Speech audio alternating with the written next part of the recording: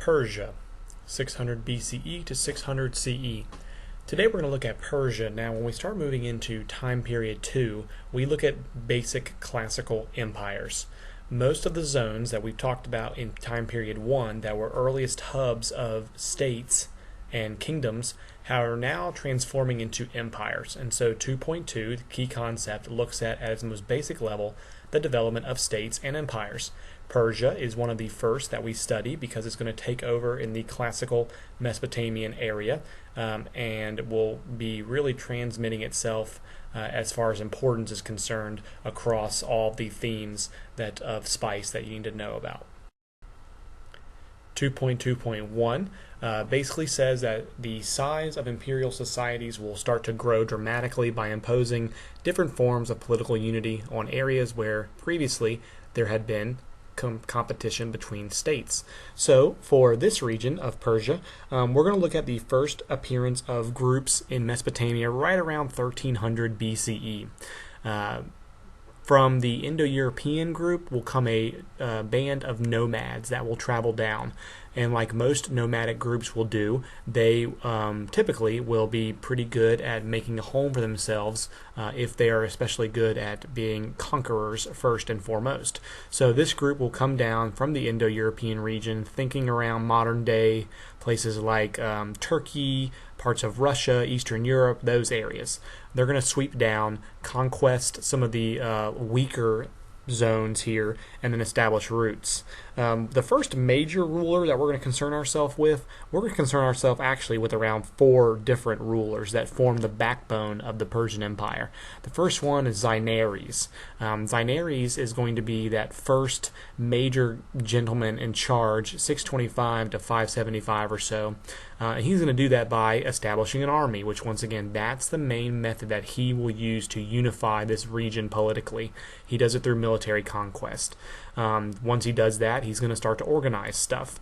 And we're going to start seeing a long history here that we're going to cover in many different areas throughout history for hundreds, if not thousands of years, of political marriage through family. He has daughters. He marries those daughters off to different people, including some of the Babylonian princes. Once again, this is to not only unify and bind alliances, but to kind of make sure that he's not going to go by the wayside here. When he dies, this empire will be kind of intact. And the final stepping stone of why we cover him is because he will conquer Assyria. Assyria, it was one of those groups towards the end of the Mesopotamian discussion that is really going to take charge of this region. And then, of course, when their power starts to wane, Xerxes and his army will now establish a full Persian empire. He will transition into Cyrus II, otherwise known as Cyrus the Great, 558 to 529. He's going to rule. He takes what Xerxes started and really starts to expand. Babylon, for example, is taken over and conquested. But when you start doing that, you have to look at political organization. It's really easy not really easy, but it's easier, I should say, to organize an area politically when you have a strong military. As you start becoming bigger and bigger and bigger, which we will see with every empire that we will study, that control becomes more logistically difficult. So you have to be organized. And, Cyrus the Great really does employ a lot of new methods here in order to keep that stuff under control. One of the first things he will start to do is using existing local governments and military. And he organizes his empire into satraps. Okay, and so each satrap, think, in my opinion, like an earlier version of a Greek city-state. An area that has local customs, local things going on with it. In this case, it's government and military, but ultimately it will belong to a larger empire. That's what a satrap is for the Persian world and for this region, really. We'll see satraps in other times throughout this course. So he does that. And when he takes over an area and combines it into his empire, he does not just wipe out the previous political leadership, the kings that were in these areas. That would be a very positive thing in some case, but negative thing in another. And so in his case, he will use them as advisors. I would like for you to start thinking of what are the positives and negatives of doing a maneuver like that. Taking an old king of an area you just conquered and making that person an advisor to the new ruler.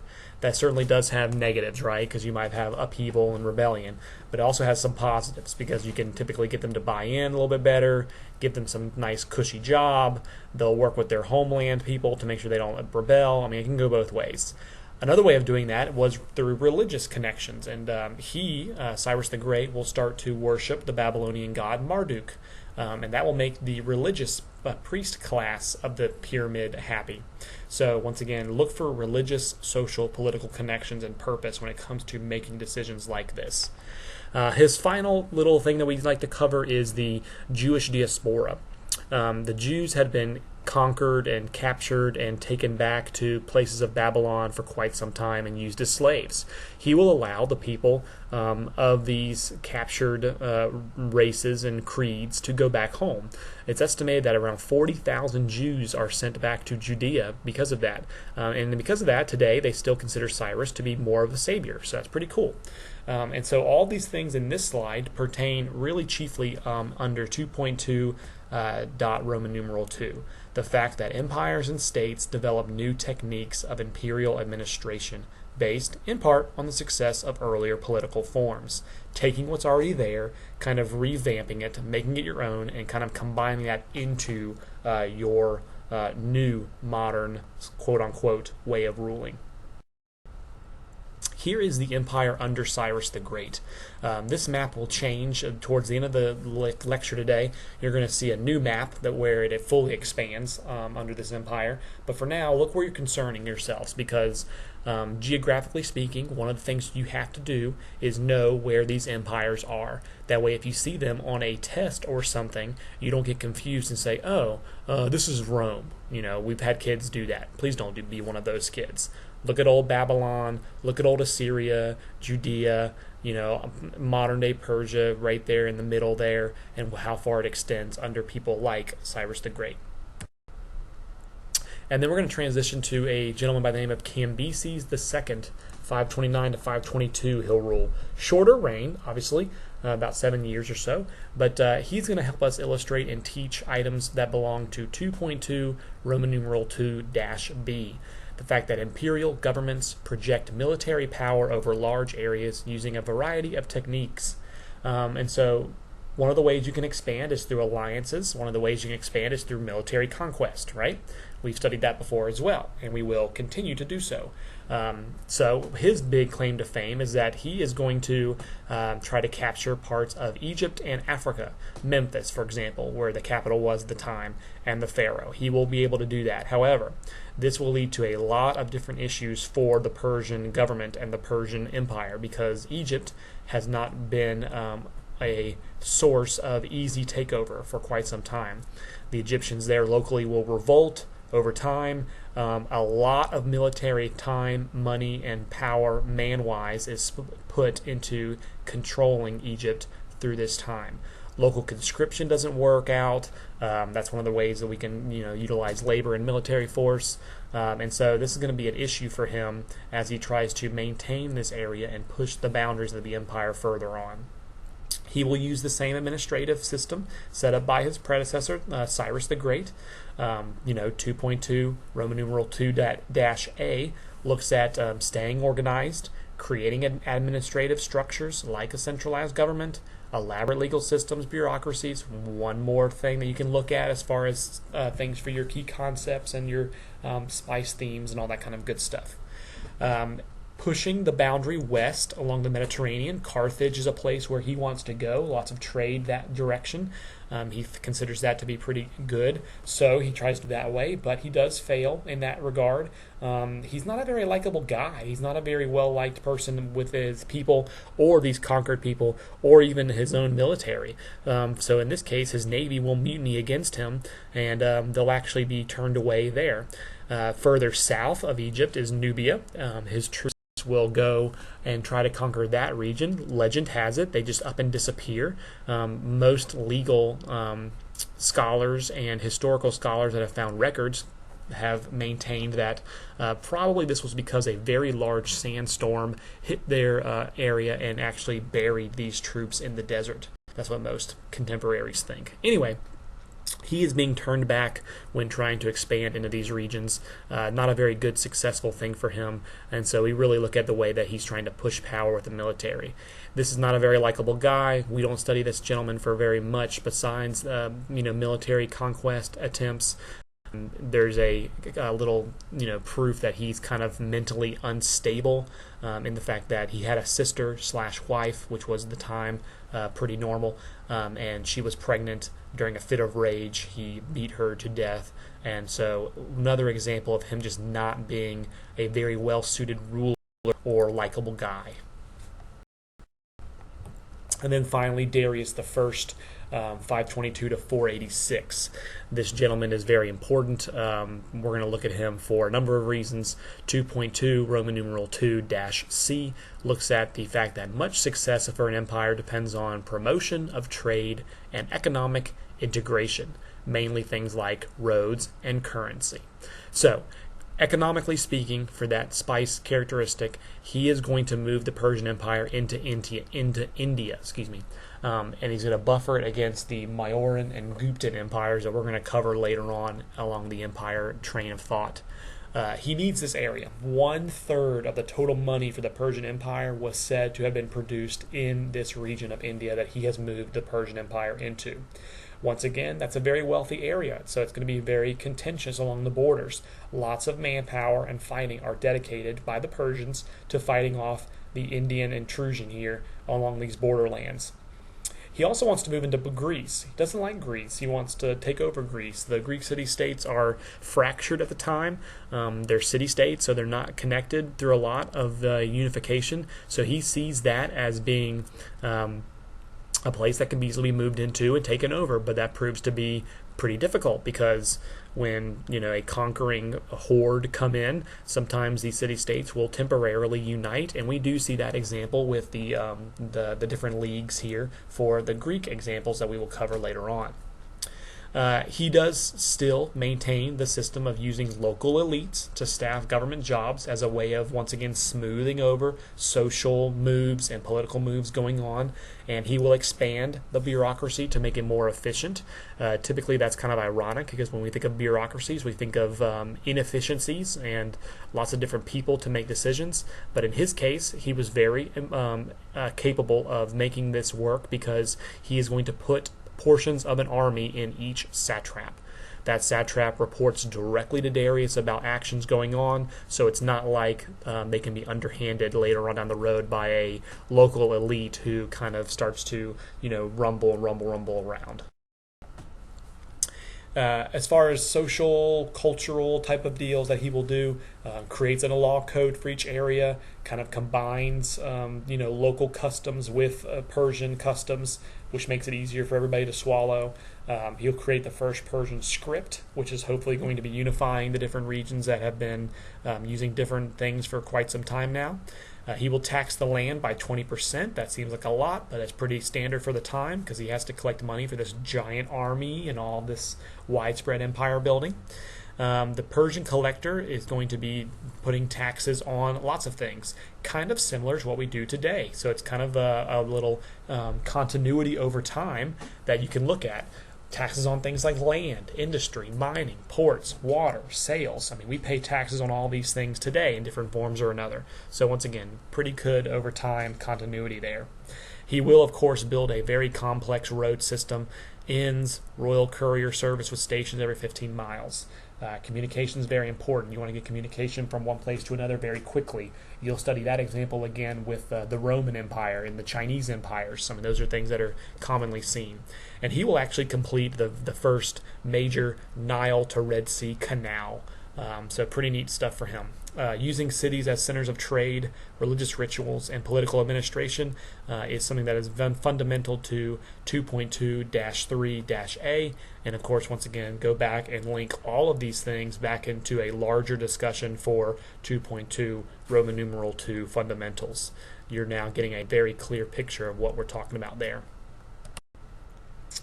Hopefully now you're understanding that Darius the First is your major heavy hitter here of the four. And so when we look at him, other things and that are going on technology-wise, which is the part of the theme that you need to look at as well, renewing irrigation systems, moving crops throughout the empire. That's a good way of looking at 2-2-Roman numeral 3c. Because that requires a large range of labor systems, not only to help farm this area, but to do service to make these systems better. And so there are different modes you can look at: corvée service, slavery, indentured servitude, paid service for a portion of the year. There are lots of examples that the key concept things from AP would like you to know about. And so under that same regard, you want to make sure that you're able to do some of those items, looking at different forms of labor. He will standardize the gold coin. That economically is very important because, once again, we don't want different areas of the empire using different monies, because then you get into different exchanges and all that kind of stuff that's really hard to figure out. If you have one coin, one type of money, it makes it a lot easier. Just like today, we don't use bartering for the most part. We've got a system of money in America and every other major industrialized country where I know, okay, if I want to buy something, I need, $10. Well, I've got ways to do that. I can use a 20, a 10, 2 5s, 10 ones, so to speak, whatever, make change if need be. The key here is that only his mint can make those coins. So once again, political standardization of economic practices kind of binds those two things together. Under him, the economy will flourish. It'll flourish so much that he has the power and authority to build 4 capital cities. And he actually rules from these capital cities throughout different portions of the year. That allows him to kind of not be set in stone, so to speak, for over one area. Something's going wrong in an area, he can move to that area, that capital, and kind of be like, hey, look at me, I'm still here, still in charge. Or if the weather's getting bad in one area or whatever, he can move and go to sunnier climates or whatever, so to speak. So that allows him to do all that. That economy is flourishing. This is a very wealthy empire at first, during his reign especially. He owns, technically, all of the land. That is a demonstration of, once again, how do we break down social structure as a way of looking at political power. So 2.2 Roman numeral 3b looks at demonstrations of social structures and hierarchical displays of classes. If the ruler owns all the land, technically, that's going to mean he's at the top. And then, of course, the people that work that land are obviously going to be at the bottom. Pretty hard to do that otherwise. He is using some of his large Persian roots here. Zoroastrianism is spreading throughout the empire, so he's taking things from the local areas and customs. He's also giving back to those local areas and customs things that he holds dear, like in this case, the major religion of Zoroastrianism. Here is the empire during his reign. You can see that it's different from the first map because we've now gone into parts of Thrace to the northwest. To the southwest, that portion of Egypt, Nubia, and a little bit of Carthage that was conquered by his predecessor under lots of force is still technically under his control. And then now you can see on the eastern side the border of the Indus River, where he is going to buffer himself against the empires that we're going to cover in India. A couple of the capitals are listed for you as well. The ceremonial capital of Persepolis is a major city that we will look at when we talk about cities and how they serve as very important centers of trade or religion or political power. There's also Ecbatana, the summer capital. That's in there for you. And there are 2 other capitals as well, not listed on the map. Susa, there's one by the end of that little red line. That's the winter capital. The 4th capital in this case is not listed on this map, but just so you know, that royal road that goes from one part to the other part was heavily utilized for communication and military transport as well as trade. A few more slides here. We got 2 more. The empire that we look at with the Persians, all empires end for some reason. They fall apart. We don't have any of those today, so something happened to them. The main catalyst for the Persian decline is through overexpansion and aggressive tactics, culminating in this case in the Persian War. Now, the Greek colonies that we just showed you some of on the map, some of them try to become independent again. They try to fight off the Persians and get their independence. that's not going to be well received by, the Persian Empire. And so some of the other city-states that have resisted conquest come to the aid of some of these colonies, mainly Athens. Darius gets really upset at this because he doesn't want colonies that he couldn't conquer helping the colonies that he could conquer. So he starts a war in 490 BCE. He will try to quote-unquote punish Athens for doing this. All this stuff will culminate in a famous battle of Marathon. You know it for probably the legend of the courier who has to run the 26.2 miles from point A to point B, and when he gets to point B to say, hey, the Persians are coming, they have this giant army, send help, he collapses and dies, and that's the metric of race that is for long distance running. 600 Persian ships arrive with around 48,000 soldiers. The Greeks have much less than that, but because they're on their home turf and fighting for freedom, they are able to outlast the Persians. They deal the Persians a pretty big loss, around 6,400 men. It's more psychological than anything else, and Athens and the Greeks will prevail here. And that kind of signals the end of the expansion of the Persians. And any time when you can't continue to expand and take over new areas, you typically will start to see gradual decline of an empire. There's no new money coming in, for example, or whatever. And the final slide for today, I do want to talk about social dynamics. Really important, you always try to look at social dynamics. All of these themes of spice are incredibly important for you. Social dynamics are incredibly important. I've maintained from day one, the very first lecture you watched that I did, that you have to look at gender role. Gender role, the role of women, those kinds of ideas are really important for essays and for larger scale understanding. So in this case, gender, we will see through records, will play a larger role here than family structure. Kind of similar to what Rome was doing later on when we talk about Rome. And so, for example, men will perform certain jobs. Look at the social ziggurat to see some of those jobs: artisans, craft workers, farmers, soldiers, priests, that kind of thing. Men are performing jobs. Many of them leave home to do some of those jobs and earn wages, like being a soldier, for example. Therefore, women at this time are staying home, and they're taking care of family duties and chores and stuff. So that definitely puts them in a position where, they don't have a lot of power and authority. They're doing things on a small, local scale, right? And we see through marriage records that most women are married at an extremely young age. Life expectancy was pretty low. A lot of women get married in their teens to men that are much older, in their 20s, which is a big difference here at this time because life expectancy rates are lower for this time. These are all examples of 2.2 Roman numeral 3D. The fact that patriarchy continues to shape gender and family relations in all imperial societies of this period. So I've given you examples here of these things that you can use in your charts to understand how these key concepts are working. That should be the last slide for this one. So once again, as you start to build all the empires, it may be a good idea for you to look at making some kind of chart or organizational thing that has spice on it and these empires. That way you can start to say, okay, how are the Persians similar to the Greeks, the Romans, the Mauryan and Guptas, the Chinese Empire? How is that stuff working? How are they different? What are some key terms here, like satrap and stuff like that?